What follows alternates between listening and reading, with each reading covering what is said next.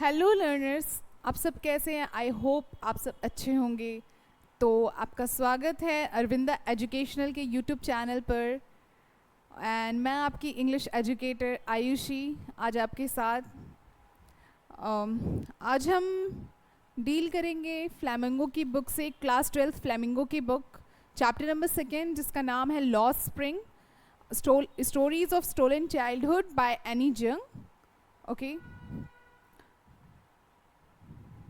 so she is Annie Jung who has written this story.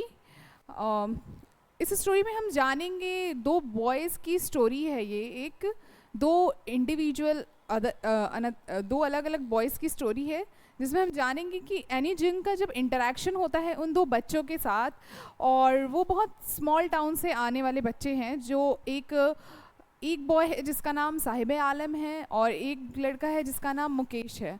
Sahib आलम एक rag picker है और मुकेश एक बैंगल मेकर है। कैसे वो दोनों एक बैकवर्ड बैकग्राउंड से आने के बाद भी किस तरह अपने काम को एंजॉय करते हैं। अगर हम बात करें साहिब आलम की, तो वो किस तरह से वो रैग पिकिंग के वर्क को एंजॉय करता है, instead of he has given the work of when he become a milkman. तो उसको उसमें कैसे मज़ा मतलब उतना इंटरेस्टिंग नहीं लगता है वो जॉब, और कैसे वो रैग पिकिंग की जॉब को एंजॉय करता है। और अगर हम मुकेश की बात करें ऑन दी अदर हैंड, तो मुकेश के फैमिली बिजनेस, वो फिरोज़ाबाद में रहता है जिसकी फैमिली बिजनेस है बैंगल मेकिंग का, बट उसको बनना है कार मैकेनिक। तो कैसे उन सब सिचुएशन से वो डील करते हुए वो उस सिचुएशन में रहता है, उनसे बाहर निकलना चाहता है। तो इन सब के बारे में हम इस स्टोरी में जानेंगे, जो कि लॉस्ट स्प्रिंग स्टोरी में हम पढ़ेंगे आगे। और सो स्टार्ट करते हैं हमारे ऑथर के बारे में, जानते हैं। तो एनी जंग, born in 1964, was in Rourkela and spent her childhood and adolescence in Hyderabad. So any जंग born हुई थी 1964 में रौरकेला के हैदराबाद में। उनका चाइल्डहुड जो था वो हैदराबाद में गुजरा, and she received her education in Hyderabad and in the USA. और उन्होंने अपना एजुकेशन कहाँ से कंप्लीट किया? यूएसए से। हर पेरेंट्स वर बोथ राइटर्स, उनके पेरेंट्स दोनों राइटर थे। Anees Jung began her career as a writer in India. उन्होंने as a writer in India कहाँ से करियर अपना स्टार्ट किया? इंडिया से। And she has been an editor and columnist for major newspaper in India and abroad. और वो editor थी और कम्युनलिस्ट थी इंडिया में और अब्रॉड में, वो दोनों जगह अपने आर्टिकल्स इनके पब्लिश होते थे। And has authored several books, और इन्होंने बहुत सारे बुक्स भी लिखे हैं। The following is an excerpt from her book title lost spring. और ये जो स्टोरी हम पढ़ने जा रहे हैं, stories of stolen childhood lost spring की, ये इनका एक एक्सर्ट मतलब एक पार्ट है, लिया गया है इस बुक से। इनका बुक का जो टाइटल है लॉस्ट स्प्रिंग से। Here she analyzes the grinding poverty and traditions which condemned these children to a life of exploitation. तो स्टोरी में जैसा कि मैंने आपको पहले ही बताया है कि किस तरह से जो ट्रेडिशन है और जो चीज़ें चली आ रही हैं कैसे एक्सप्लॉइट कर रही हैं उन छोटे बच्चों की, जो स्प्रिंग की तरह होते हैं। छोटे बच्चों का बचपन, जैसे हम कह सकते हैं कि स्प्रिंग की तरह होता है उनका बचपन। उनको किसी बात की टेंशन नहीं होती, वो जो चाहे वो मस्ती में करते हैं। बट कैसे उनका वो स्प्रिंग चाइल्डहुड चला जाता है, लॉस्ट हो जाता है, उसके बारे में इन्होंने उस पर बात की है। Okay, so next, beginning with the story lost spring explanation, we will start from here. And this is the first part of the story. And in this story we will study about the boy Sahib Alam. Okay, so from here it starts. Sometimes I find a rupee in the garbage. Okay, this is the line. Okay, why do you do this? I ask Sahib, whom I encounter every morning scrounging for gold in the garbage dumps of my neighborhood. Sahib left his home long ago, set amidst the green field of Dhaka. His home is not even a distant memory. There were many storms that swept away their fields and homes, his mother tells him. That's why they left looking for gold in the big cities where he now lives. तो यहाँ पे बताया जा रहा है इस first stanza में कि the author is asking why do you do this. Author पूछ रही है साहिब से कि आप ऐसा क्यों करते हो, ये काम तुम क्यों कर रहे हो. The work he is doing is rag picking, वो कूड़ा बीन रहा है. whom I encounter every morning, जिससे वो हमेशा सुबह मिलती है. एनकाउंटर मीन्स हमेशा वो मिलती है उनसे, उससे उनका सामना होता है. Scrounging, scrounging means searching. This is the meaning. Okay, this highlighted word in your book has given, and this is the meaning of it. Okay, so यहाँ इसके सामने जो भी ब्रैकेट से लिखा है ये इस वर्ड का मीनिंग होगा. तो ये आपको बुक में नहीं मिलेगा, बट मैंने इसको आपके इजी हो आपको इस वर्ड का मीनिंग तो आगे ऐड करा दिया है. उन्होंने फिर सर्च कर रहे थे gold in the garbage dumps. वो क्या सर्च कर रहा था, जो कि गोल्ड सर्च कर रहा था गार्बेज डम्प्स में से. जो गार्बेज था, जो डंप किया हुआ था, जो पड़ा हुआ गार्बेज था, उसमें से वो गोल्ड सर्च कर रहा था. अब देखिए यहाँ पे जो गोल्ड मीनिंग है वो लिटरल मीनिंग नहीं है गोल्ड का कि वो गोल्ड ही सर्च कर रहा था. This gold refers to the thing, whatever thing he found in that garbage, and that thing is gold for him. Okay, like देखिए वो रैक पिकिंग का काम करते हैं, उसको जो भी कुछ थोड़ी मोड़ी अच्छी चीज़ें मिल जाती हैं लाइक शूज़, बैग्स, फटे फुराने ही, तो वो उसके लिए क्या होते हैं, गोल्ड होते हैं. और कभी कभी कॉइन्स उसको मिल जाते हैं. तो उन चीज़ों को और ऑथर ने गोल्ड रेफर किया है किसके सेंस से, किसके पॉइंट ऑफ व्यू से, from the point of view of Saheb. Okay, so वो एनकाउंटर कर रही थी एवरी मॉर्निंग, साहिब को देखती थी और उससे पूछती हैं कि तुम ऐसा क्यों करते हो, जो कि गोल्ड को सर्च करा था उस डंप गार्बेज में से, उनके नेबरहुड के डंप गार्बेज में से. Sahib left his home long ago, और साहिब ने अपना घर बहुत पहले ही छोड़ दिया था, बहुत पहले ही उसने अपने नेटिव प्लेस को लेफ्ट कर दिया था. सिट एमिस, जो कि कहाँ था, amidst means in the middle of कहाँ के, green field of Dhaka. Dhaka के ग्रीन फील्ड के मिड में उसका घर था. His home is not even a distant memory, अब उसकी मेमोरी में भी वो रह नहीं गया है. वो जो उसका नेटिव प्लेस था, मे बी वो बहुत छोटा सा रहा हो, तभी उसने उस अपने नेटिव प्लेस को छोड़ दिया हो. इस वजह से उसकी मेमोरी में भी नहीं था कि वो कैसा दिखता है, कैसे थे वो वहाँ पे. तो वैसा व्हाट वाज द रीज़न कि उसने नेटिव प्लेस को लेफ्ट करना पड़ा उसे, अपने नेटिव प्लेस को. There were many storms that swept away their fields, क्योंकि वहाँ पे बहुत सारे स्टॉर्म्स आते थे. स्टॉर्म्स मीन्स बहुत सारे मीन्स बाढ़ वगैरह ये सब आते थे, जिसकी वजह से क्या हो गया कि सारे फील्ड्स और होम्स क्या हो गए, स्वेप्ट अवे हो गए, उसी बाढ़ के साथ बह गए. और हिज मदर टेल्स हिम, उसकी माँ ने उसे ऐसा ही बताया. So that is why they left, इसीलिए उन्होंने वहाँ वो प्लेस छोड़ दिया. Looking for the gold in the big cities where he now lives, इसी वजह से उसने वो फील्ड ढाका की छोड़ दी और उन्होंने शिफ्ट कर लिया बिग सिटीज़ में, वो ताकि वो गोल्ड यानी जो मैंने आपको बताया जैसा कि पहले ही, ताकि वो अपनी लिविंग को सस्टेन कर सके, इस वजह से वो बिग सिटीज़ में आ गए. Okay, I have nothing else to do, he mutters looking away. फिर उसने बोला, क्योंकि मुझे जब उन्होंने पूछा कि आप ऐसा क्यों करते हो, तो उसने बोला कि और मैं हमारे पास कुछ नहीं है करने के लिए. उसने धीरे धीरे in low voice, this is not law, it's low, okay, in low voice he mutters, मतलब उसने बोला. ओके, और लुकिंग अवे, इधर उधर देखते हुए उसने ऐसा बोला, उसको उनको रिप्लाई दिया, किसको, ऑथर को. गो to school, I say glibly, realising immediately how hollow the advice must sound. तो उन्होंने बोला गो टू स्कूल, आप स्कूल जाओ. Author said to Saheb that आप स्कूल जाओ. ग्लिबली मीन्स बिना किसी मतलब इस बात, मतलब इस सेंस में बोलना कि उनको लग रहा है कॉन्फिडेंटली बोलना, बट बिना केयरफुल थॉट के बोलना. देखिए अगर वो ये लाइन ये बोलती हैं साहिब को कि आप स्कूल जाओ, तुम ऐसा क्यों कर रहे हो, तो उसने बोला कि क्योंकि हमारे पास कुछ नहीं है करने के लिए. लेकिन जब उन्होंने ये लाइन बोला कि तब आप स्कूल जाओ, क्यों स्कूल नहीं जा रहे हो आप, क्योंकि आप अभी छोटे हो, आपका काम नहीं है ये सब करने का, तो आप स्कूल जाओ अभी. तो फिर उन्होंने तो फिर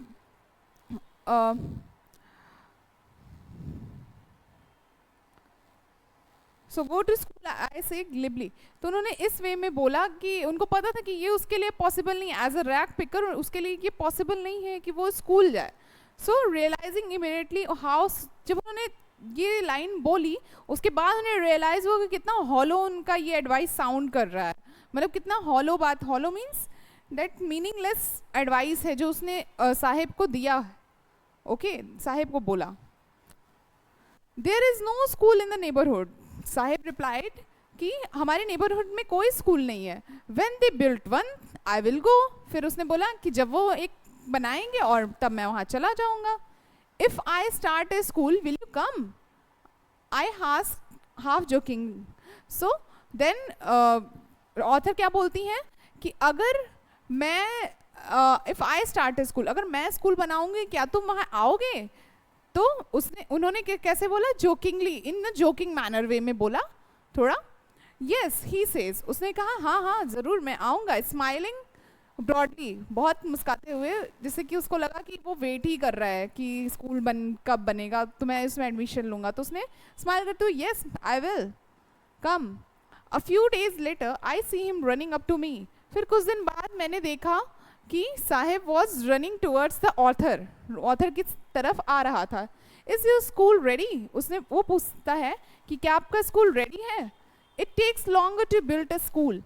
तो फिर उसके बाद ऑथर बोलती हैं it will take a long time I से।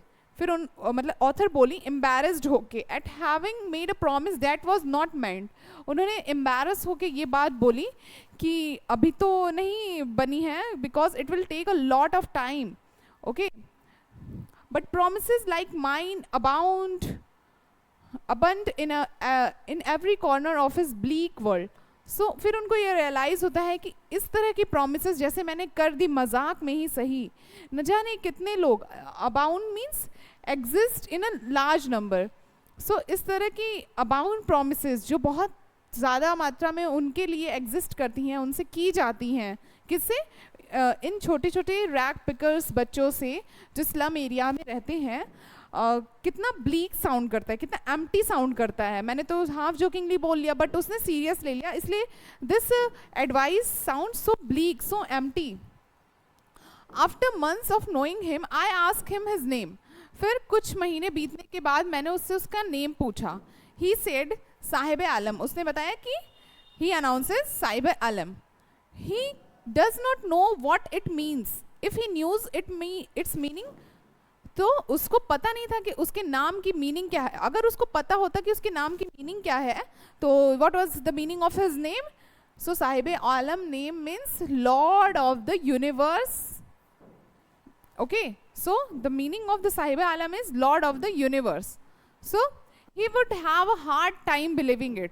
अगर उसको ये पता चलता कि उसके नाम की मीनिंग है लॉर्ड ऑफ द यूनिवर्स तो उसको बहुत ही हार्ड होता उसके लिए कि उसको बिलीव करने के लिए कि ओह मेरे नाम का ये मतलब है, जो कि मैं इससे जस्ट अपोजिट हूँ। I am not even the servant of the universe. Okay, unaware of what his name represent he roams the street with his friends. So अपने नेम की मीनिंग से अनअवेयर वो क्या कर रहा था? He roams the street with his friends. वो roam means टहल रहा था स्ट्रीट्स पे अपने दोस्तों के साथ। Army of bear foot boys, army of means मतलब बहुत सारे बच्चों के साथ, तो उसको आर्मी डिनोट किया है। बेयर फुट बॉयज यानी वो नंगे पैर दौड़ रहे थे। They were not wearing a single slipper in their legs, in their feet. तो बेयर फुट बॉयज वो लोग स्ट्रीट पे दौड़ रहे थे। Who appear like the morning birds, जो कि कैसे अराइज होते थे, मॉर्निंग बर्ड्स की तरह झुंड में आते थे, एंड डिसअपीयर एट नून, और फिर शाम होते होते तक वो गायब हो जाते थे।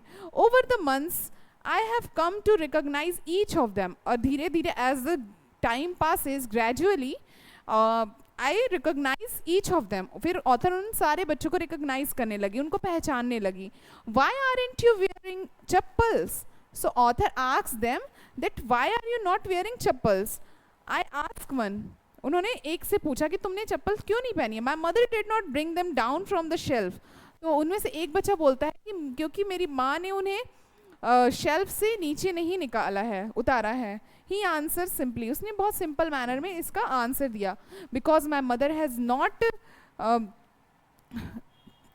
Give them to me, so that's why I have not wore those slippers और chappals. even if she did, he will throw them off. Adds another who is wearing shoes.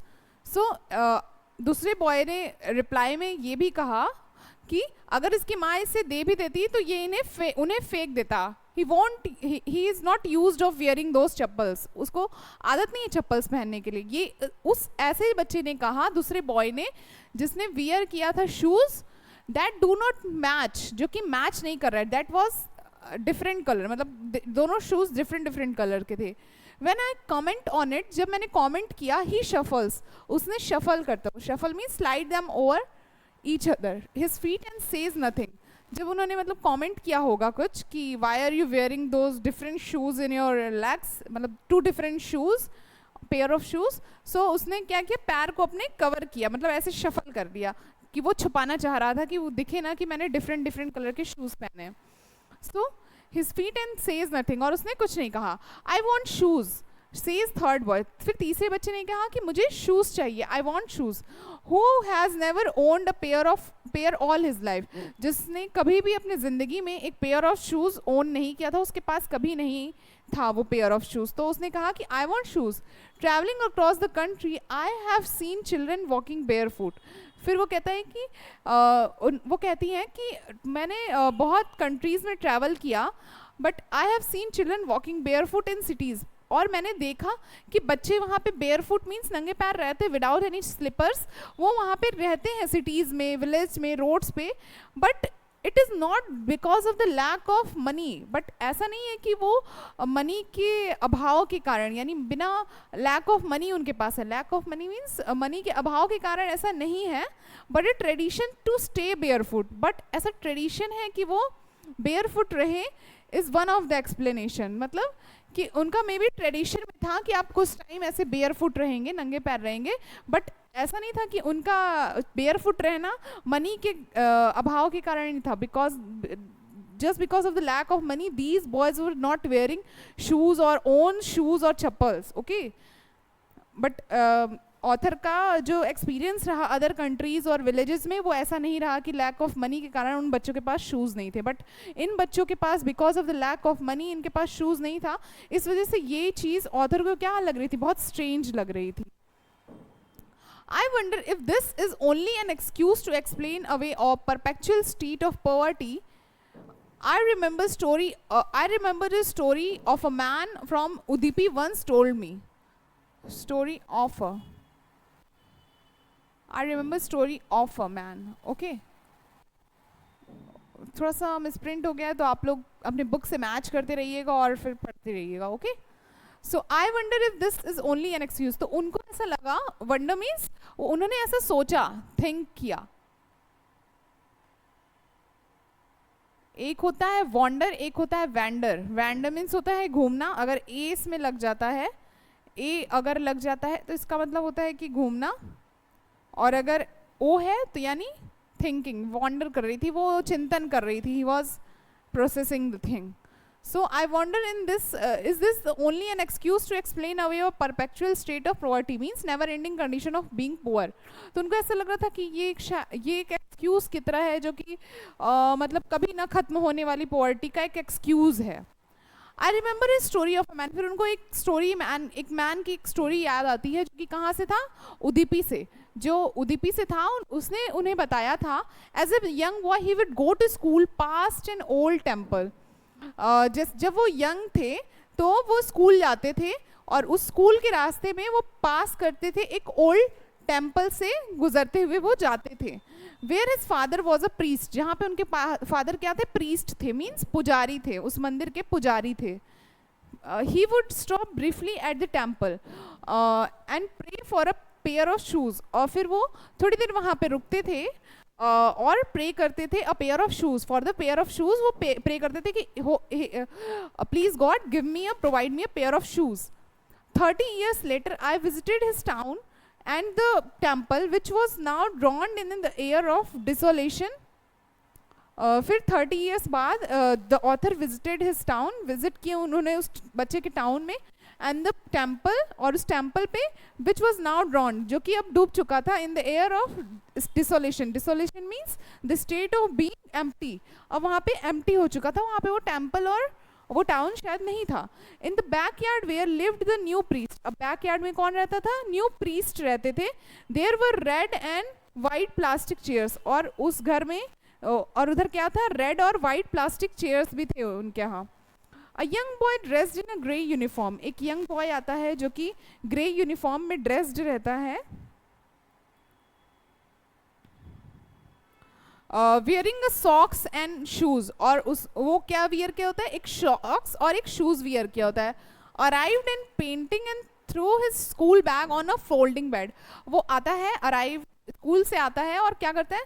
हाफते हुए, फेंटिंग मीन्स हाफते हुए आता है और थ्रो कर देता है अपने स्कूल बैग्स को और फोल्डिंग पे लेट जाता है. जैसे कि आप स्कूल से आते होगे जल्दी जल्दी एकदम गर्मी में, और ऐसे आते ही अपने बैग को यहाँ, शूज़ को यहाँ, बैग को वहाँ फेंक के और ऐसे लेट जाते हो फैन के नीचे और इन एसी, है ना.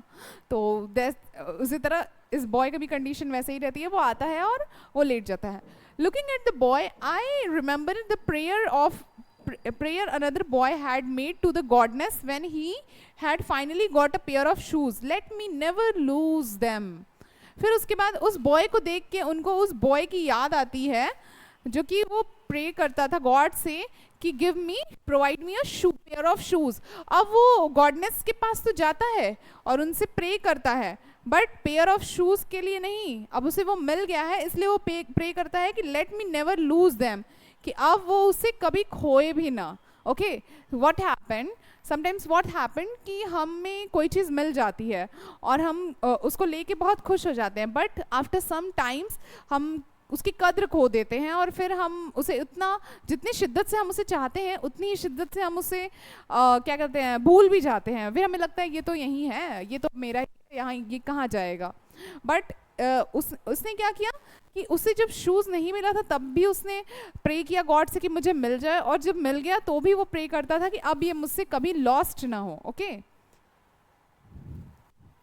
Next, the goodness has granted his prayer. तो गॉडनेस ने उसके प्रेयर को ग्रांट किया, मीन्स लाइक सेट तथास्तु kind of thing.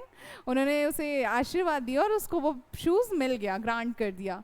Young boys like the son of the priest now वोर शूज़. अब young boy like the son of priest now wore shoes, but many other like the rag pickers in the neighborhood remained shoeless. Okay, so कह रहा है कि young boys, जो priest का मतलब जो बेटा था उसके जैसे बच्चों को तो शूज़ मिल भी गए, बट मैनी अदर्स, बट बहुत सारे बच्चे ऐसे हैं जिनको जो रैग पिकर्स हैं नेबरहुड में उनके, वो अभी तक, वो आज तक शूलेस हैं, उनको आज तक वो पेयर ऑफ शूज़ के लिए तरसते हैं या उन्हें नहीं मिली. My acquaintance, acquaintance means contact. My contact with the barefoot rag pickers leads me to Seemapuri. तो वो रैग पिकर्स किस मतलब सीमापुरी तक वो गई. A place to the periphery of Delhi yet miles away from it. Those who live here are squatters who came from Bangladesh back in 1971. This is the important date. ये आपको history वाले sir इसके पूरी स्टोरी बताएंगे कि 1971 what is the importance of this 1971 date 1971. Okay, so my क्विटेंस, so उनके contact में बहुत सारे ब्लैक पिकर्स आ गए थे जो कि उनको सीमापुरी के पेरीफेरी में ले जाते हैं. पेरीफेरी मीन्स आउटर एरिया में, जो कि दिल्ली के आउटर एरिया पे पड़ता है Seemapuri. Yet miles away from it, बल्कि वहाँ से भी कुछ दूर. मेटाफोरिकली मीन्स सिम्बॉलिकली वहाँ, मतलब दिल्ली के पेरीफेरी मीन्स आउटर एरिया में, like this is Delhi, but इसके आउटर पे क्या पड़ रहा है? सीमापुरी यहाँ पे मे भी कहीं एग्जिस्ट कर रहा हो, जो कि दिल्ली से लगा हुआ है, बट दिल्ली इसको अपने एरिया में नहीं लेता है just because it is a slum area, जो कि इतना नोन नहीं है ये area. Okay, so those who live here are squatters. Squatters means a person who unlawfully occupies inhabited building or unused land. So वो squatters थे वहाँ पे, means वो उन्होंने कब्जा कर लिया था उस जमीन पर, because they have came from another country, है ना, क्योंकि वो माइग्रेंट्स थे जो कि वहाँ पे, जहाँ पे वो नेटिव प्लेस था उनका, बिकॉज ऑफ द स्ट्रोम्स वो वहाँ से शिफ्ट कर लिए थे. इस वजह से वहाँ पे उन्होंने अपना इलीगल काइंड ऑफ कह सकते हैं, उन्होंने वहाँ पे रहना स्टार्ट कर दिया बिकॉज वो अनयूज्ड लैंड था। हु केम फ्रॉम बांग्लादेश, जो बांग्लादेश से आए थे 1971 में। Saheb's family is among them, और उसमें से साहिब की फैमिली एक थी। Seemapuri was then a wilderness, a wasteland. तब सीमापुरी क्या था? एक वेस्टलैंड था, the land which is of no use. Okay, so wilderness wasteland था, इट स्टिल इज, बट आज भी है वो, but is no longer empty, but आज भी है।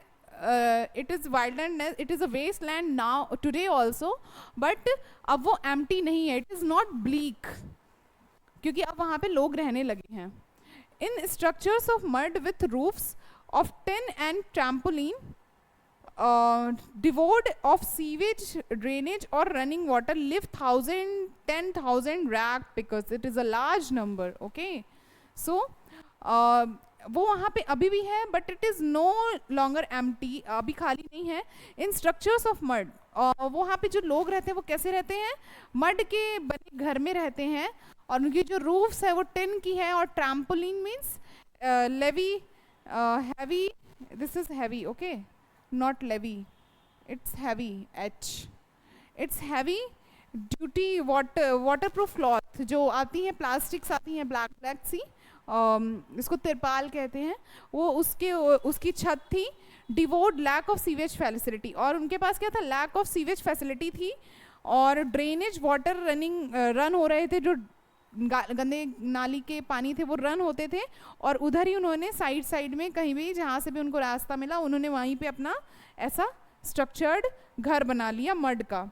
ओके, और वहाँ पे उसी गंदे स्लम एरिया में कौन रहते थे? 10,000 रैग पिकर्स उधर ही रहते थे सीमापुरी में, which is the outer of the Delhi, situated in the ferry of the Delhi. They have lived here for more than 30 years. वो वहाँ पे कितने सालों से रहे थे? More than 30 years से रह रहे थे। Without any identity, बिना किसी आइडेंटिटी के रह रहे थे। What is the identity means? Like आप स्कूल जाते हो तो आपको आईडी कार्ड मिलता है, तो उससे क्या पता चलता है कि आप स्कूल के बच्चे हो।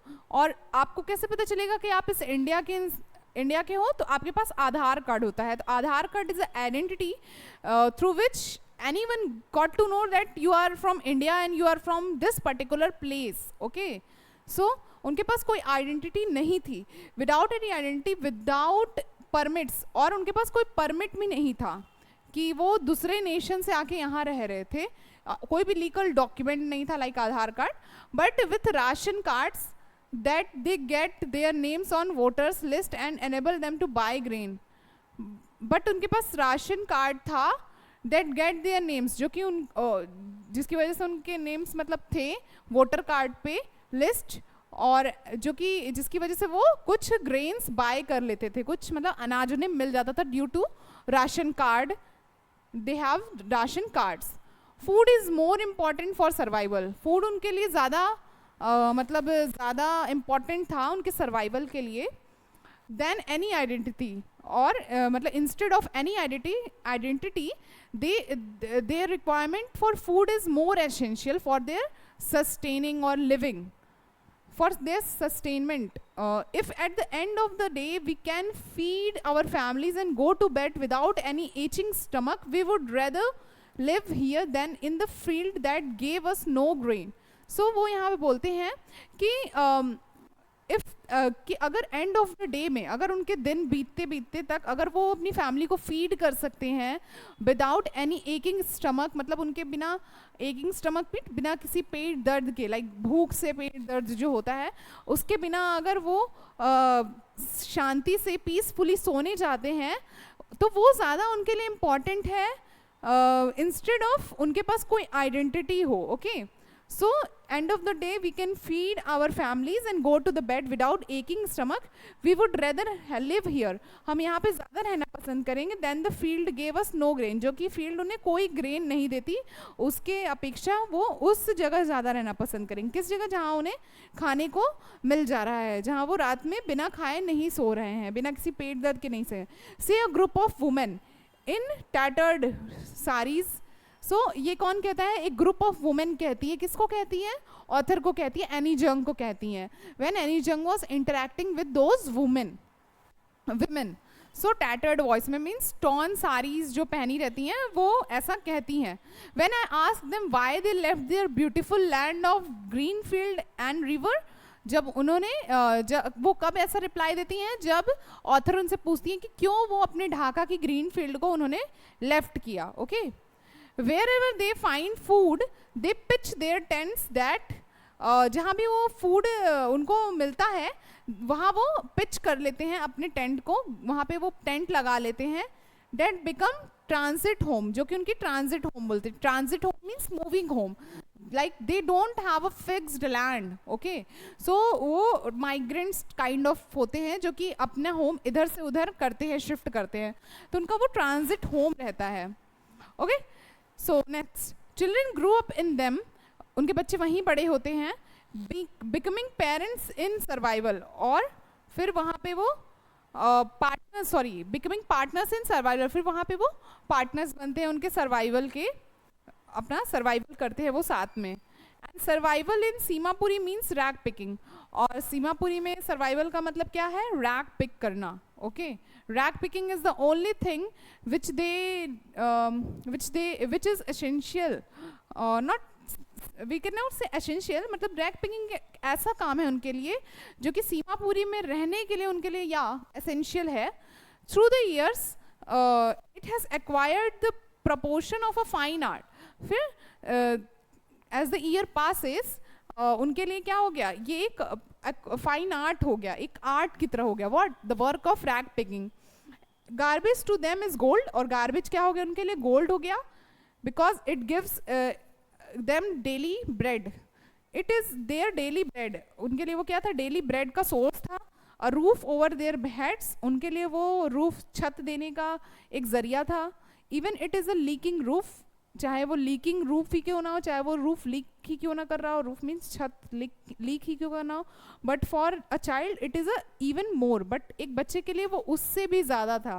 अब हम जानेंगे कि एक रैग पिकिंग वर्क एक बच्चे के लिए कैसे इंटरेस्टिंग हो सकता है, लाइक इससे भी ज़्यादा कैसे हो सकता है. Okay, I sometimes find a रूपी. देखिए ये लाइन यहाँ पे आई जो हमने फर्स्ट स्लाइड में देखा था, ये एक बैकग्राउंड था. ओके, देखिए, सॉरी, या समटाइम्स आई फाउंड ए रूपी इन द गार्बेज. ओके, सो ये एक लाइन था जो कि आगे आया है हमारा यहाँ पे इस पेज पे. यहाँ से अब ये प्रॉपर स्टार्ट होता है, ये बैकग्राउंड है स्टोरी का. सो आई समटाइम्स फाउंड अ रूपी even a 10 rupee note. So who is saying this? Sahib says. तो साहिब बोलता है कि कभी कभी, अब देखिए बच्चों के लिए कैसे गोल्ड होता है या फिर बच्चों के लिए ये उससे भी ज़्यादा कैसे है, क्योंकि वो कहते हैं कि कभी कभी मुझे एक 10 रुपी नोट मिल जाता है. Okay, Sahib says his eyes lighten up, और ये बोलते हुए उसकी आईज क्या हो रही थी? चमक रही थी, काफ़ी चमक रही थी. अगर आपको भी अचानक से कहीं से कुछ पैसे मिल जाते तो कैसे आपको कितनी खुशी होती है कि या without any work you got the money, है ना, now will go and do party. when you can find a silver coin in a heap of garbage, you don't stop scrounging, for there is a hope of finding more. So ये आगे कहते हैं कि अगर आपको silver coins mean सिक्के silver colour के होते हैं, that's why here it is use silver coin. So when you can find a silver coin in a heap of garbage means कूड़े के ढेर में से अगर उनको सिल्वर कॉइन मिल जाता है, यू डोंट स्टॉप काउंटिंग. फिर आप सर्च करना, काउंटिंग मीन्स सर्च करना बंद नहीं करते हो. For their is hope of finding, और फिर हमें लगता है कि हमें और मिल जाएगा. मोर की मतलब हमें वो हो जाती है, चाहत हो जाती है. It seems that for children garbage has a meaning different from what it means to their parents. So ऐसा लगता है उनको ऐसा लगता है कि चिल्ड्रन के लिए गार्बेज एक सिर्फ जैसा पेरेंट्स के लिए उनके मीन करता है, जो पेरेंट्स की नज़र में गार्बेज का मतलब है. For parents the garbage is meant for the survival. Okay, but for children it is a kind of enjoyment. अब हम जानेंगे आगे, एक्सप्लेन होगा ये कैसे. सो चिल्ड्रंस के लिए वो गार्बेज डिफरेंट मीन करता है from what is meant for their parents. For the children it is a wrapped in wonder. Children के लिए वो क्या है, एक अजूबा है, एक वंडर है जो कि व्रैप है. लाइक गिफ्ट हमें जब मिलता है तो हमें पता नहीं होता है कि इस गिफ्ट में क्या है, तो हम सोचते हैं कि जल्दी जल्दी इसको खोलें और देखें क्या है. तो इस तरह के उनके अंदर एक इच्छा होती है, एक इस तरह का एक्साइटमेंट होता है कि आज हमें ये मिलेगा, आज हमें वो मिलेगा, या आज हमें क्या मिलेगा. इस तरह की फीलिंग के साथ बच्चे उस डंप यार्ड को देखते हैं, उस डंप में से गार्बेज कलेक्ट करते हैं. But for the elders it is means for survival. But elders के लिए वो एक सर्वाइवल का मीन्स है, ताकि वो अपने बच्चों को अच्छे से खिला पिला के सुला सकें. Okay. One winter morning I see Saheb. एक winter morning writer saw Saheb standing by the fenced gate of the neighbourhood. वो एक गेट से, फेंस्ड गेट से लगे हुए नेबरहुड के खड़ा था. Watching two young man dressed in white.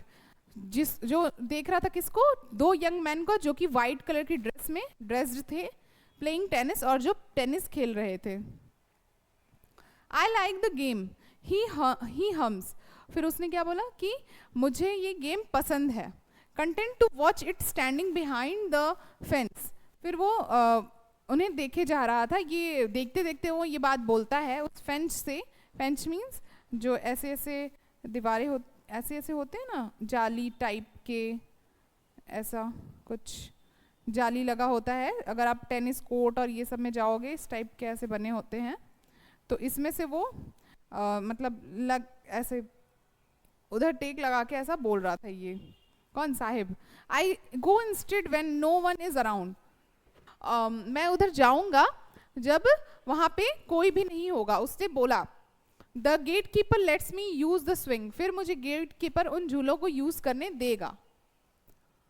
Sahib two is wearing tennis shoes that look strange over his discoloured shirt and shorts.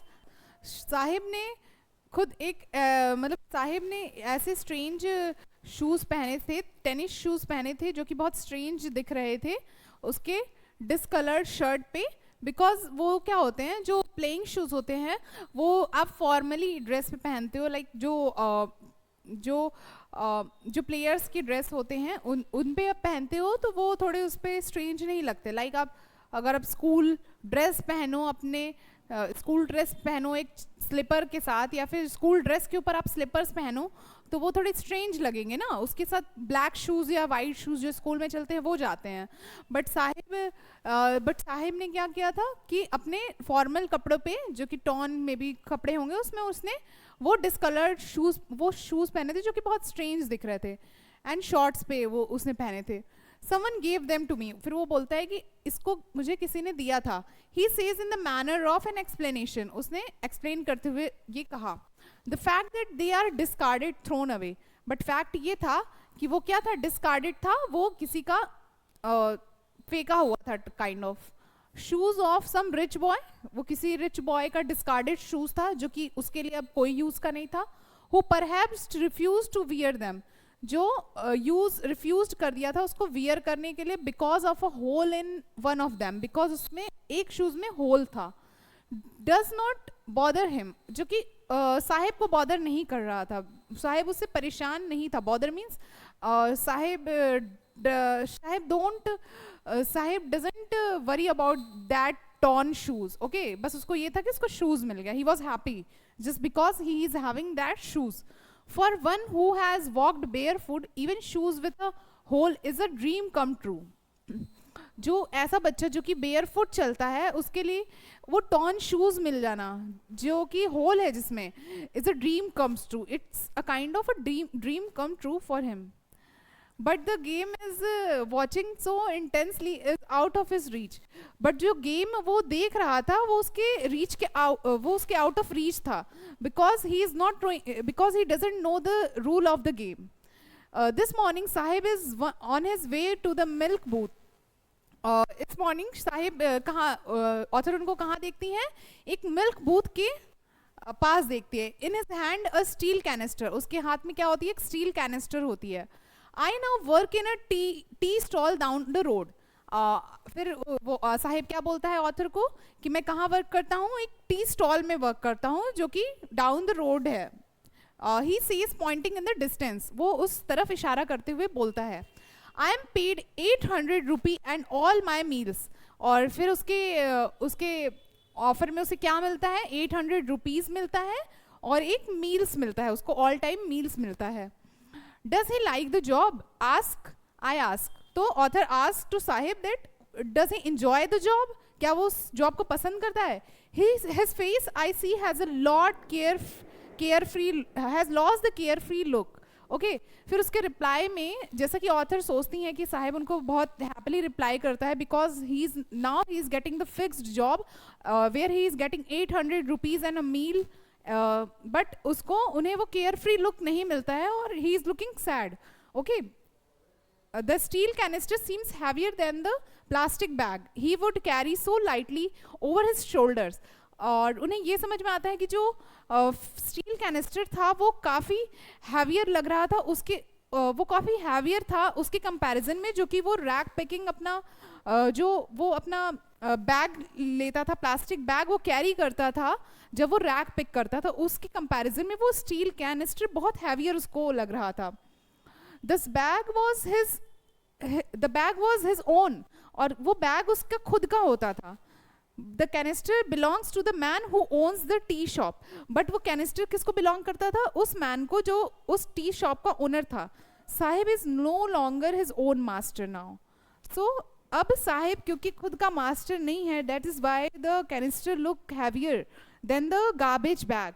Okay so this is the whole story. और यहाँ पे साहिब कैसे उन लिमिटेड चीज़ों में ही भी खुश रहता था, कैसे उन चीज़ों को एंजॉय करता था, अपनी लाइफ सस्टेन करता था, और उसके लिए वो कैसे एक वंडर की चीज़ें होती थी, ये सब हमने जाना है स्टोरी में। This is the first part of the story. Second part story का हम I want to drive a car. So in this story there is a boy name Mukesh, he is a bangle maker and his family he has a business in his family which is a bangle making business, but he wants to become a he wants to become a mechanic. Okay, so he wants to open a garage of his own. So how he is dealing with his situation, और कैसे उन सब situation से deal करते हुए वो अपने life को सस्टेन करता है, कैसे उसकी मेंटेलिटी रहती है, we will study in this chapter. Okay हम इस चैप्टर में अब आगे पढ़ेंगे। Now Mukesh insisted on being his own master, so I will be a motor mechanic, he announces. Do you know anything about cars, I ask. I will learn to drive a car, he answers, looking straight into my eyes. So Mukesh ने insist किया कि मुझे खुद का master बनना है। As earlier in the earlier story, as you have got to know that when Sahib-e-Aulam was doing his job of rack picking, तो वो उस चीज़ को enjoy करता था। He was very happy in doing that job instead of getting paid 800 in every month, a fixed amount every month he got to paid, but उसको वो चीज़ उतनी exciting या उतनी अच्छी नहीं लगती थी, जबकि वो रैक पिकिंग का जॉब करता था, वो उसको बहुत इंटरेस्टिंग लगता था। सो इसी तरह मुकेश भी अपना खुद का मास्टर बनना चाहता था। आई will be a motor mechanic, और वो क्या बनना चाहता था, वो एक मोटर मैकेनिक बनना चाहता था। ही अनाउंसेस, उसने बोला। Do you know anything about cars? I ask. So author ask him that क्या उसको cars के बारे में कुछ भी आइडिया है? I will learn to drive a car. So Mukesh replied कि मैं कार ड्राइव करना सीख लूँगा। He answers, looking straight into my eyes. उसने सीधे देखते हुए कहा, like he was very confident while he was stating this statement. He was very confident. That's why he said looking straight into the eyes of the author. His dream looks है, not looms. His dream looks like a mirage amidst of the dust of the street that fills town Firozabad. उसका dream कुछ इस type का मिराज था, amidst means in the middle of the dust of street that full of that is fill his town Firozabad, जैसे एक मिराज की तरह है। मिराज मीन्स मतलब वो चीज़ जो कि आप जाओ तो दूर से दिखेगी बट वो होगी नहीं, ठीक उसकी तरह है, जो कि इस फिरोजाबाद के स्ट्रीट पे धूल की तरह है। फेमस ऑफ हिज बैंगल्स, और उस फिरोजाबाद का जो फेमस था वो क्या था, बैंगल्स था। Every other family in Firozabad is engaged in making bangles. So Firozabad में जो मोस्टली फैमिलीज रहती थी वो किस किस काम में इंगेज होती थी, बैंगल मेकिंग में। It is the centre of the India's glass blowing industry, वो इंडिया का ग्लास ब्लोइंग इंडस्ट्री था, where families have spent generation working around furnaces welding glasses, making bangles for all the women in the land it seems। so वो India का centre था glass making में, और where families have spent generations working, जहाँ पे उनकी families generation to generation work करती थी। फर्नेंसेस मीन्स वो जो वेल्डिंग ग्लासेस होते हैं उनके फर्नेंसेस जिसमें वो बनते हैं ग्लासेस, उनके बीच में वर्क करती थी। Making bangles for all the womens in the land it seems, और ऐसा लगता था कि फिरोजाबाद के सारे फैमिलीज फिरोजाबाद के ही यहाँ से सारे घरों में बैंगल्स जाते हैं वहीं से। Mukesh family is among them, और मुकेश की फैमिली उनमें से एक थी। None of them know that it is illegal for children like him to work in the glass furnaces. So उनमें से किसी को भी ये भी नहीं पता था कि it was illegal for the children like him, कि उन चिल्ड्रंस का ये काम करना इलीगल था ग्लास फर्नेसेस के आगे with a high temperature in dingy cells without air and light, जो कि वो काम करते थे विदाउट एयर एंड लाइट के, और एयर एंड लाइट के, that the law is enforced could get him and all those 20,000 children out of the hot furnaces where they slog their daylight hours, often losing the brightness of their eyes। so सारी जो उनकी चीज़ें थी वो illegal थी, like the children were engaged in the making of glass bangles that was illegal, और उनका वो डिम लाइट में काम करना, dingy means dark, dim cells में काम करना without any air and light के, जो कि लॉ एनफोर्स करता है, could get him all those 20,000 children. वो उस लॉ के कारण वो 20,000 चिल्ड्रन उस हॉट फर्नेसेस के, स्लॉग मीन्स वर्क हार्ड, जो हार्ड वर्क करते हैं उसमें डे लाइट में, दिन के टाइम पे, और वो भी डिम लाइट में, और उनकी आई साइट्स जिससे उनकी ब्राइटनेस और आई साइट लूज हो सकती है। ओके वो लॉ मना करता था उनको, मतलब उससे वो बच सकते थे। Mukesh eyes beams means shine as he volunteers to take me home. Mukesh की आईज क्या होती है, ब्राइट शाइन करती है जब वो उसको जब वो ऑथर को अपने घर ले जाता है। Which he proudly says is being rebuilt. he walked stinking lanes choked with garbage, past homes that remain hovels with crumbling walls, wobbly doors, no windows, crowded with families of humans and animals coexisting in a primal state। okay now जैसे ही Mukesh author को अपने घर ले जाता है तो उसकी eyes बहुत शाइन करती है, और वो ये कहते हुए बहुत प्राउड फील करता है कि उसका घर अभी रिबिल्ट हो रहा है, यानी कि अभी बन रहा है। The home of the Mukesh is on construction. We walk down stinking. So as author was walking with the Mukesh, तो उधर बहुत स्टिंक, मतलब वो स्ट्रीट या जिस गली से वो जा रही होंगी वो स्टिंक कर रही थी, यानी बैड स्मेल्स आ रहे थे। लेन्स चोक्ड, और जो लेन्स थे वो चोक्ड थे यानी ब्लॉक्ड थे, किससे, गार्बेज से। Past homes that remains hovels, hovels means slums, और वो स्लम्स से गुजर रहे थे। With crumbling falling down walls, और जो वॉल्स थे उनके क्रम्बलिंग थे, यानी वो झड़ रहे थे, जो बॉल थे बहुत पुराने हो गए होंगे तो वो क्रम्बल हो रहे थे।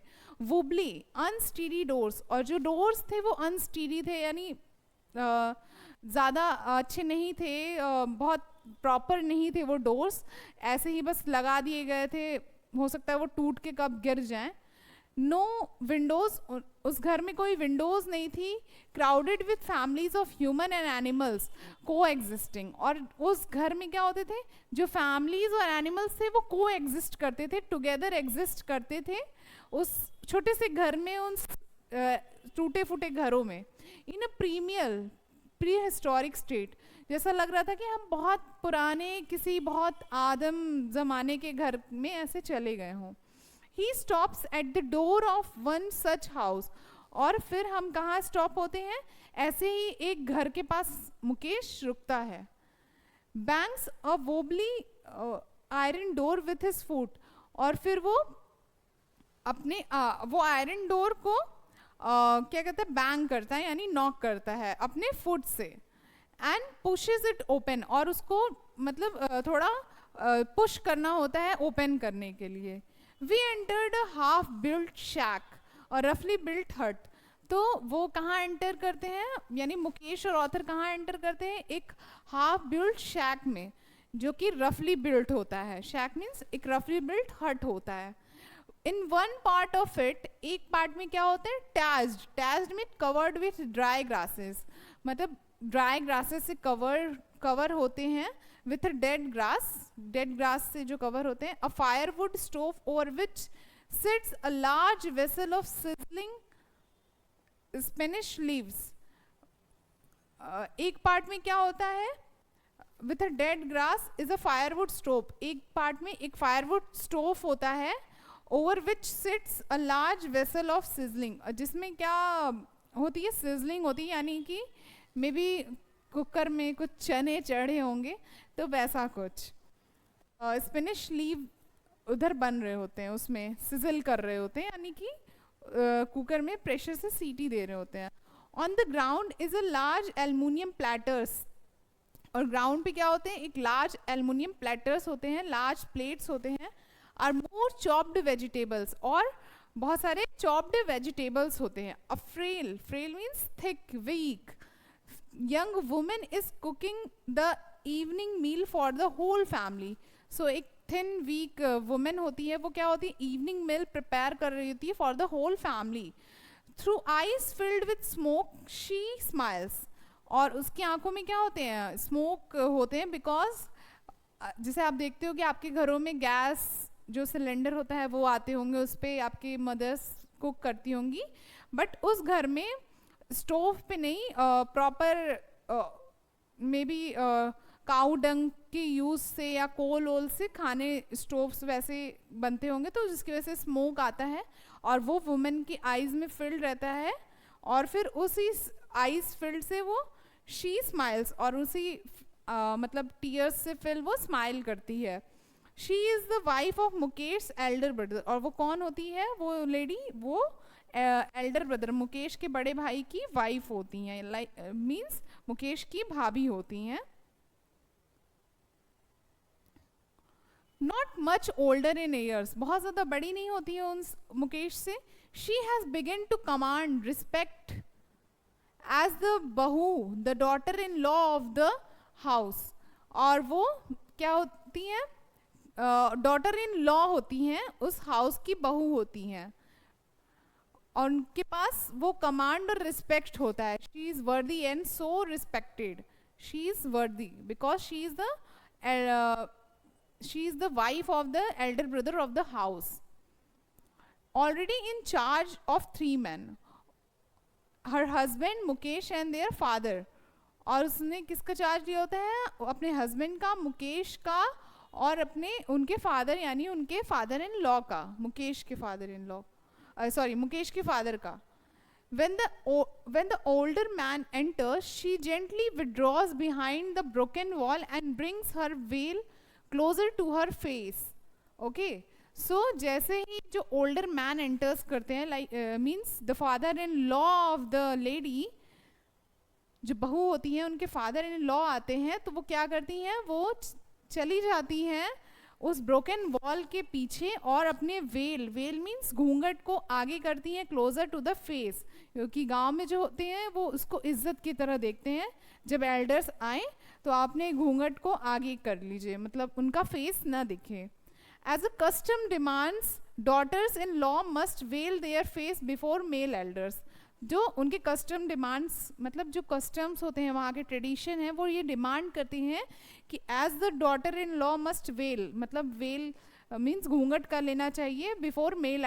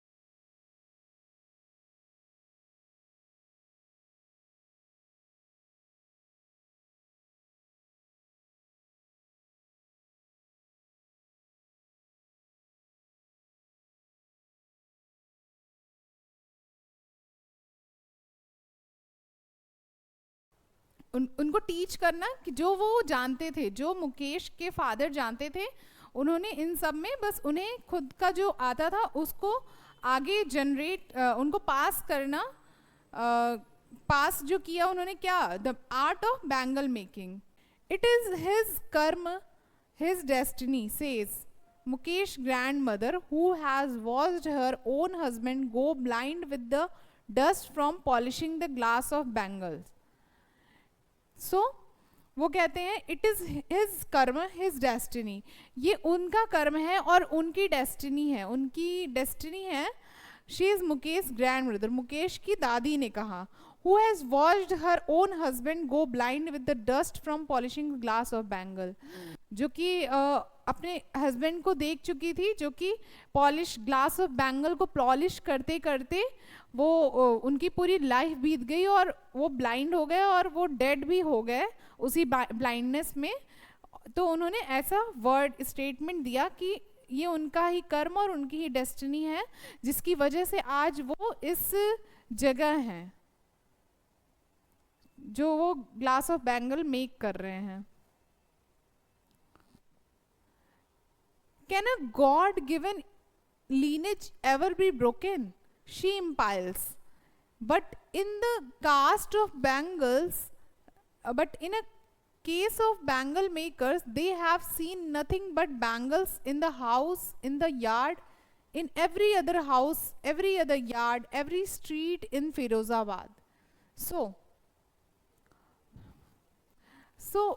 ये सोचती हैं कि क्या ये जो लीनेज है, यानी जो परंपरा चली आ रही है, जो ये लीनेज है, गॉड हैड गिवन लीनेज, क्या ब्रोकन होगा कभी, कभी ये टूटेगा? कि ये जो हमेशा से ये ग्लास मेकिंग में ही ये इनका बिजनेस जो चला आ रहा है, जो कि बहुत ही ज़्यादा डिफ़िकल्ट है, क्या ये लीनेज कभी ब्रोकन होगा? Born in the caste of bangle makers, caste of bangle maker, जो कि ये बॉर्न हुए हैं एज अ बैंगल मेकर, ये जो बॉर्न हुए हैं इस कास्ट में, they have seen nothing but bangles, और इन्होंने अपनी लाइफ में कुछ नहीं देखा है, जस्ट बैंगल्स देखे हैं। इन द हाउस, अपने हाउस में, अपने यार्ड में, और एवरी अदर हाउस, और सारे हाउस में, और सारे अदर यार्ड्स में भी, और एवरी स्ट्रीट इन फिरोजाबाद, और सारे स्ट्रीट्स में जो फिरोजाबाद के हैं। स्पाइरल ऑफ बैंगल्स, बैंगल के स्पाइरल्स देखे हैं, Sunny gold, paddy green, royal blue, pink, purple every color born out of the 7 colors of the rainbow. उन्होंने क्या देखा है? सनी गोल्ड कलर के, पैडी ग्रीन कलर के, रॉयल ब्लू कलर के, pink purple, every colour born out of the 7 colours. और उन सारे कलर्स में, रेनबो के जो 7 कलर्स होते हैं, उन 7 कलर्स से जितने भी कलर जनरेट होते हैं, उन सारे कलर्स के बैंगल्स इन्होंने देखे हैं. कौन? द पीपल ऑफ फिरोजाबाद, और the people, no, not the people of Firozabad, the bangle makers of Firozabad. They have just seen all the bangles, all the 7 color of bangles which is contained in the rainbow and nothing else. Lying in the mounds is unkept yards are piled on 4-wheeled handcrafts pushed by young men along the narrow lanes of the shanty town, and in dark humans next to the line of flames of flickering oil lamps sit boys and girls with their fathers and mothers, wielding pieces of colored glasses into circles of bangles. Their eyes are more adjusted to the dark than to the light outside. That is why they often end up losing their eyesight before they become adults. So here it is said कि lie in the mounds, mount mean heap, is unkept, not taken care of yards. So वो जो heaps हैं, जो heaps means जो bangles के ढेर हैं, not taken care of, उसका टेक केयर नहीं हो रहा है. Are piled cap one on the top of the other, वो मतलब ऐसे ही पड़े हुए हैं, बहुत अच्छे से उनको नहीं रखा गया है. One of the top of the other रखा गया, एक के ऊपर एक रखा गया है. 4-wheeled handcraft pushed by young man, एक 4 पहिए वाला हैंडक्राफ्ट जो कि पुश कर रहा है, एक यंग मैन पुश कर रहा है, जिसको आप ठेला कहते हो. उस पे वो रखे हुए हैं बैंगल्स, और along with the narrow lanes of the shanty town, और शैंटी उस ठेले को पुश कर रहा है, और उस shanty town full of small रफली बिल्ट हट्स, और जो रफली बिल्ट हट्स हैं उस टाउन में से वो होके उस ठेले को लेके गुजर रहा है, उस पाइल्ड 4-wheeled हैंडक्राफ्ट्स को लेके गुजर रहा है. And in a dark hutments next to the lane of flames of flickering oil lamps, और वहाँ पे क्या है? डार्क हटमेंट्स है जो नेक्स्ट लेन पे है, लाइन पे है, जो कि फ्लेम से बना हुआ है, फ्लिकर कर रहा है ऑयल लैम्प्स में.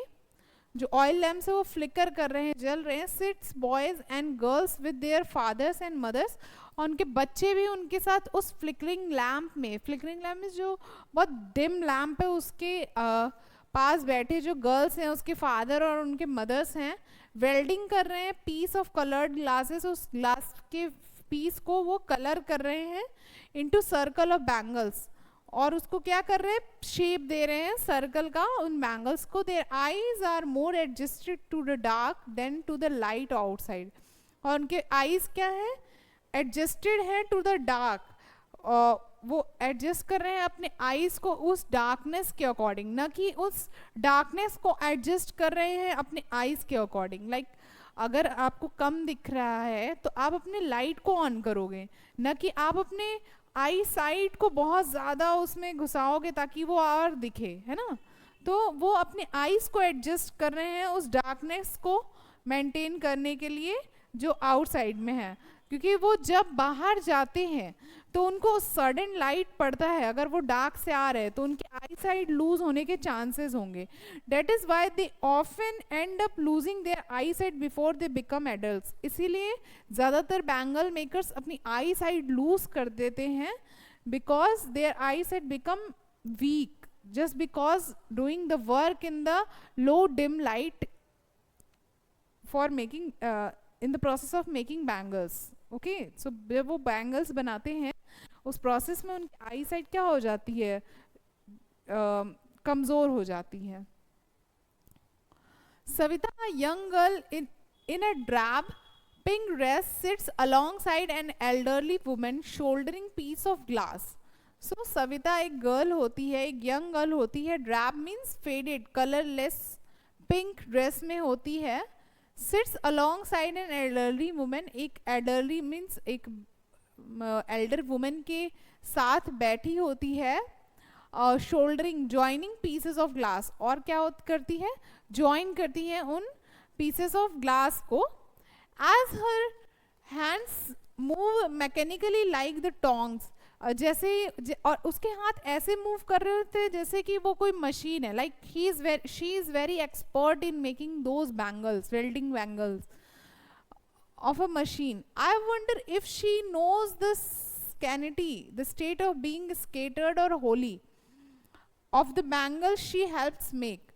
So उस जो ऑथर होती है वो उनको वो वॉन्डर करती है, वो सोचती हैं if she knows the sanctity, the state of being holy, मतलब ये शायद उसके लिए एक बहुत होली वर्क है बैंगल्स मेकिंग का, she helps make it symbolise in Indian women सुहाग।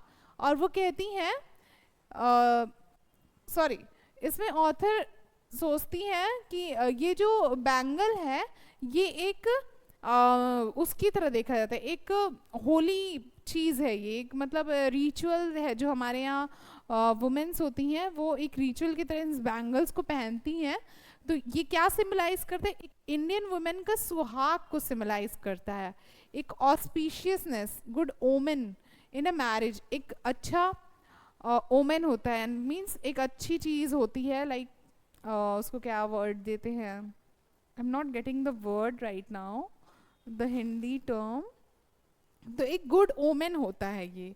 It will dawn on her, she will realise suddenly one day when her head is draped with a red veil, so उसको ये realise होता है suddenly कि जब वो बड़ी हो जाएगी और ड्रैप करेगी रेड वेल में, उस जब वो आएगी, जब वो नई नवेली दुल्हन बनेगी, her hands died red with हैना, और उसके हैंड्स में जब हैना अप्लाई होगा, जब वो मेहंदी लगाएगी, red bangles rolled into her wrist, और रेड बैंगल्स वो अपने रिस्ट में पहनेगी।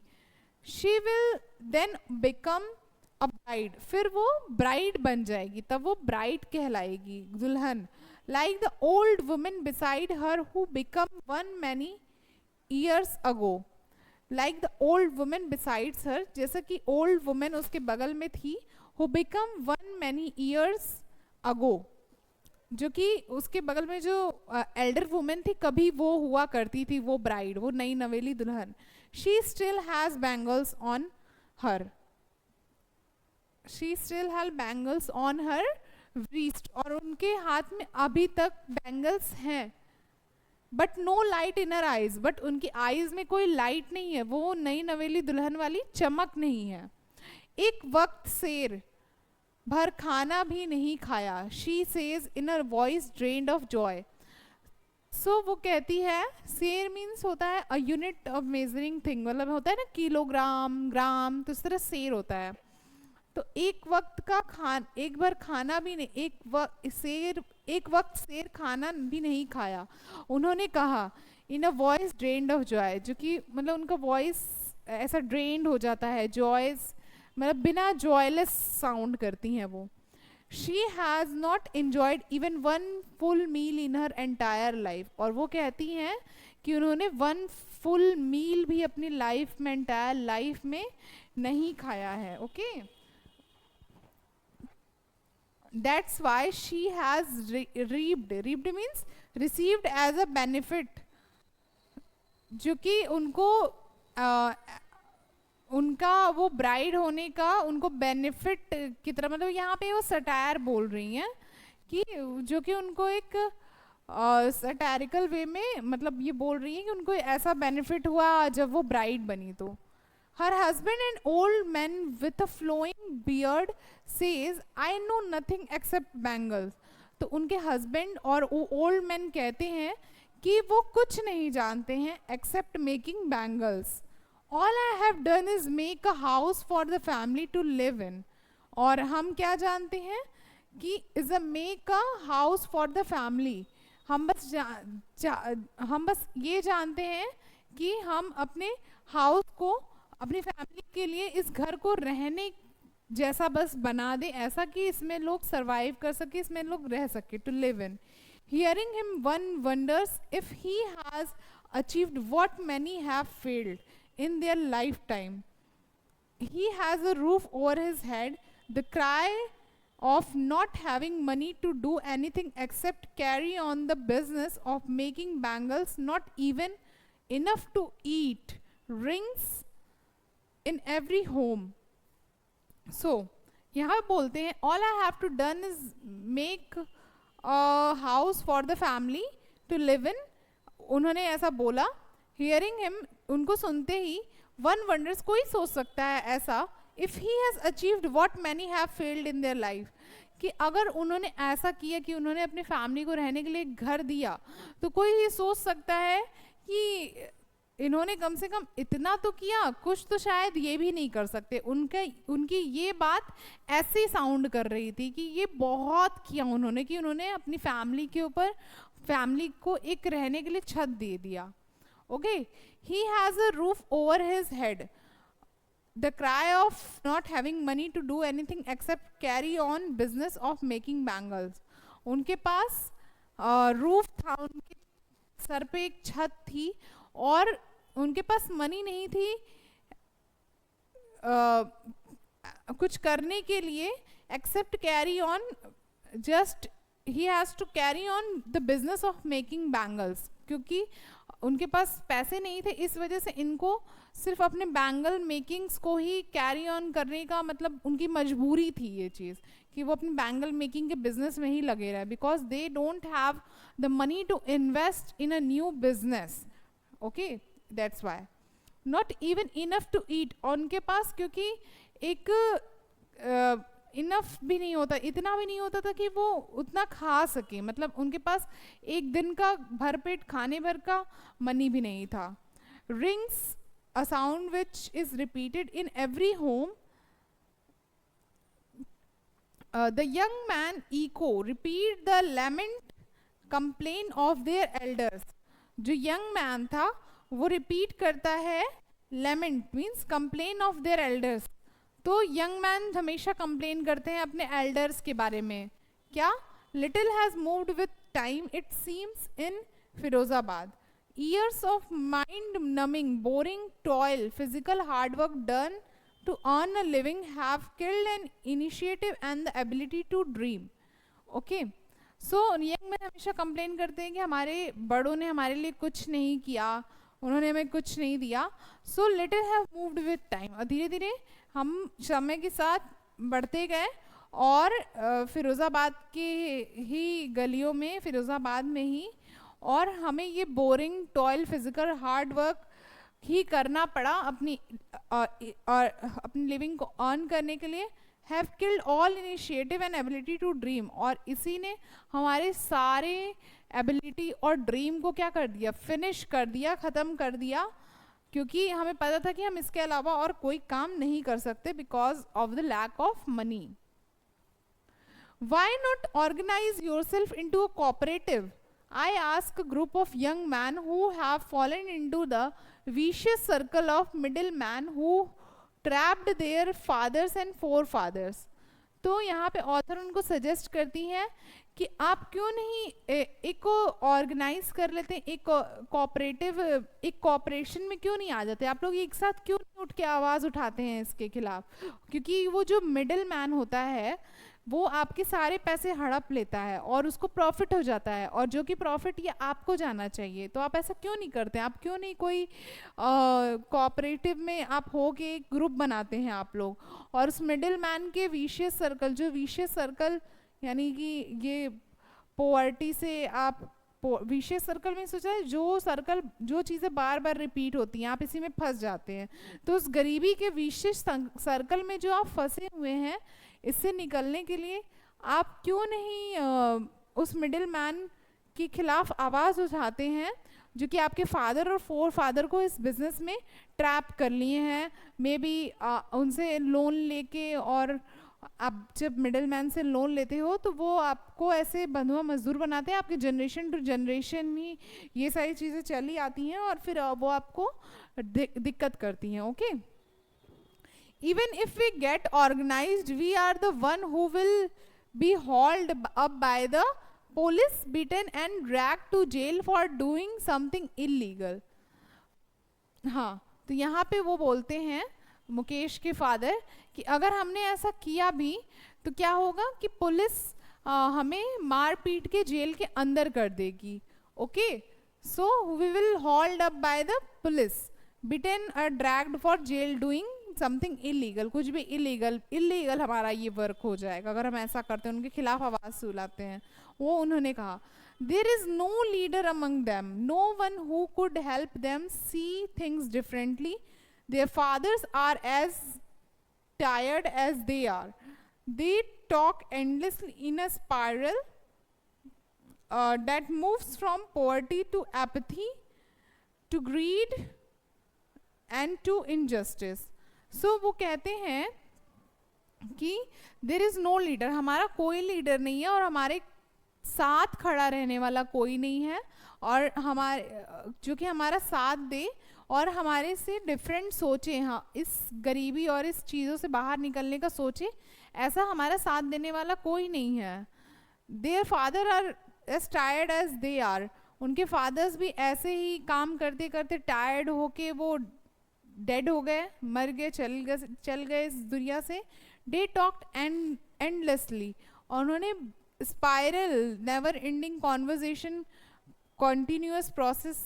स्पाइरल मीन्स ऐसे स्पाइरल होता है ना, ये ऐसे ऐसे ऐसे जो होता है वो स्पाइरल होता है. तो एंडलेसली स्पाइरल में उन्होंने बात किया. That moves from poverty to apathy. Apathy means lack of concern. To greed, greed means लालच, intense selfish desire for something. And to injustice. Listen to them, I see two distinct separate worlds. One of the family caught in a web of poverty, burdened by the stigma, dishonored respect of caste in which they are born. The other is a vicious circle of the sahukars, the middlemen, the policemen, the keepers of law, the bureaucrats, government officials and the politician. So यहाँ पे वो बोल रही हैं कि उन्होंने to different चीज़ें देखी कि कैसे वो अपने उस मेंटेलिटी में फंस गए हैं कि वो इस चीज़ से कभी बाहर निकल ही नहीं सकते. उनकी ऐसी मेंटेलिटी हो गई है कि वो उस चीज़ से कभी बाहर निकल ही नहीं सकते, क्योंकि उनको जनरेशन टू जनरेशन इतना दबाया गया है कि वो इस चीज़ से बाहर निकल नहीं पा रहे. अगर निकलना भी चाहे तो उनका माइंड सेट ऐसा हो गया है कि वो उन ब्यूरोक्रेट्स के उसमें फंस गए हैं.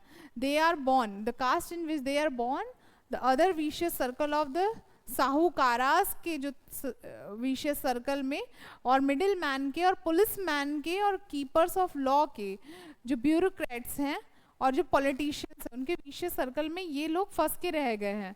Together they have impose the baggage on the child, और फिर इसी बैगेज को उन्होंने अपने बच्चों पे ट्रांसफ़र कर दिया. That he can not put down, और जो वो अपने से खुद इस चीज़ से बाहर निकल गए, वो बैगेज उन्होंने अपने बच्चों के सर पर रख दिया है कि तुम भी इनसे दब के रहो, इनके अंडर में रहो. Before he is aware he accept it as naturally as his father. और जैसे जब वो अवेयर होते हैं तब तक से वो खुद ही ये चीज़ एक्सेप्ट कर लेते कि हाँ हमसे नहीं होगा, हम नहीं कर पाएंगे, यही हमारा कर्म है, यही हमारी डेस्टिनी है, हम ऐसे ही रहेंगे. इनके लिए बहुत नेचुरल हो जाता है. ये नहीं सोचते हैं ऐसा कि मतलब ये कुछ अननेचुरल चीज़ है या इनके साथ ये इनजस्टिस हो रही है, ऐसा इन्हें नहीं लगता है. बिफोर जो बैंगल मेकर्स हैं उन्हें to do anything else would mean to dare, and daring is not part of his growing up. So अगर वो कुछ ऐसा करते हैं यानी उनके खिलाफ कुछ आवाज़ उठाते हैं, इसका मतलब है वो कुछ डेयर कर रहे हैं, कुछ निडरता का काम कर रहे हैं. But daring is not part of his their grown up. बट उनका ये अगेंस्ट में जाना, किसी के अगेंस्ट में बोलना, उनके खिलाफ बोलना, ऐसा उनको कभी इस तरह से नर्चर ही नहीं किया गया है. इस वजह से कभी वो ऐसा कर नहीं पाते हैं. और daring is not part of their grown up. उनको कभी इस चीज़ बगावत करने का सिखाया ही नहीं गया है, ना ही उनको ये ऐसी शिक्षा दी गई है. इसलिए ये उनके लाइफ का ये पार्ट नहीं है. When I sense a flash of it in a Mukesh, I am cheered. और जब मैं ये चीज़ मुकेश में पाती हूँ तो मुझे खुशी होती है, यानी मुकेश इन चीज़ों से बाहर निकलना चाहता है, जिसकी ये पर्टिकुलर स्टोरी है. I want to be a motor mechanic.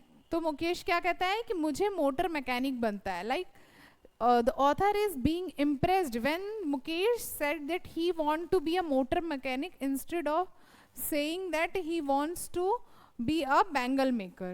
ठीक है. He will go to a garage and learn. अब और वो कहता है कि वो गैराज जाएगा और वो सीखेगा.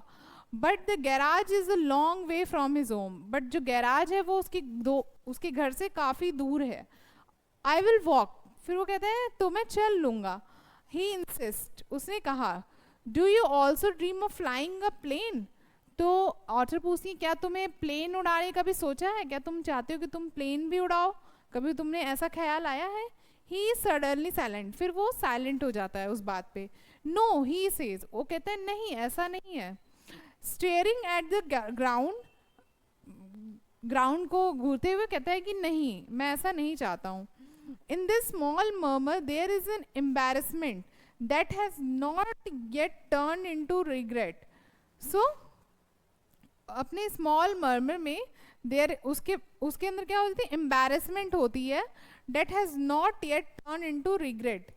He is content to dream of cars that he sees hurtling down the street of his town. Few aeroplanes fly over Firozabad. Okay, so वो अपने ड्रीम ऑफ कार्स के लिए क्या है, कंटेंट है, यानी कि उसको पता है कि उसको मैकेनिक ही बनना है, इसीलिए वो उस चीज़ पे बहुत एक्साइटेड रहता है. और he sees hurtling down the streets of his town, और जो कि उसके स्ट्रीट्स पे जाती हैं तो वो उसको एक्साइट करती हैं. His aeroplanes fly over Firozabad. और जो एरोप्लेन्स होते हैं वो एरोप्लेन जो होते हैं वो फिरोज़ाबाद के ऊपर से जाते हैं. तो इतनी ऊंची उड़ान शायद वो अभी नहीं सोचता है देखने की, और वो चाहता है कि मैं धरती पे ही रह के उस तरह का काम करूँ, इसलिए वो मैकेनिक बनने का सोचता है. So here we are ending with the second part of the story, and thank you for watching this full video. Like share and subscribe, और जो भी डाउट हो आप मुझे कमेंट कर सकते हैं. Thank you.